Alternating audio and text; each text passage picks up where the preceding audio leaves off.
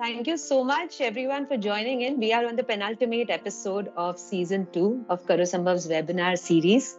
And this episode specially is going to discuss about the challenges that we face in lithium-ion battery recycling and what are the possible solutions that can be done to make India more circular. So, battery waste management rules, talking about the technical standards of a recycler for a manufacturer, for say the transportation and collection of battery, and parallelly we are talking about the extended producer responsibility. So these two very important tool of this whole battery waste management rules are very important for the authorities, so that we got to know each and every detail about the battery.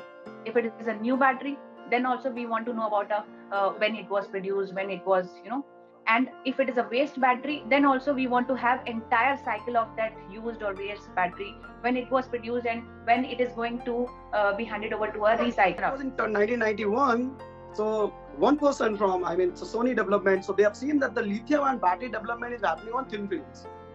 So they have taken that technology from lab scale and they have tried onto the same machinery. So they have utilized the tape recorders, the film one technology to utilize to manufacture it. Difficult to standardize the battery chemistry because that will curb innovation. But obviously there are scopes, what I believe, of standardizations in the battery recycling itself, right? Are these batteries being dismantled in a safe way? Are they being done by any kind of ethical standards? Are they being done by miners? Safety part can be only enhanced once the organized sector will take into the picture. So we don't throw out a single thing free of cost. And somebody the other day was pointing out how they remember their grandmothers selling their old clothes and bartering them for vessels. I'm sure many of us will remember it. At least people who are old enough will remember it, right?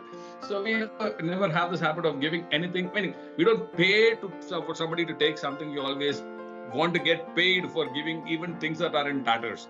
So, well, that's the way we are, and I guess that's the challenge that we still face, even when it comes to all these the tech equipment and such. Increase awareness sessions, so we can only go that way. Then, specifically for Chandigarh, we need to have approachable recycling facilities, whether battery recycling facilities and e-waste recycling facilities. Then we should have collection points, not only one collection point, but area specific collection points like north, south, east, west, whatever area, so that it is approachable to people. If we can focus on the awareness part, or this is some kind of mandate, right? That if you have to, if you only follow this kind of SOPs, then only you can issue the APR certificate. ESG footprint, economic of the whole system, and the supply chain and maturity of technology, all three things will come together along with the government policies.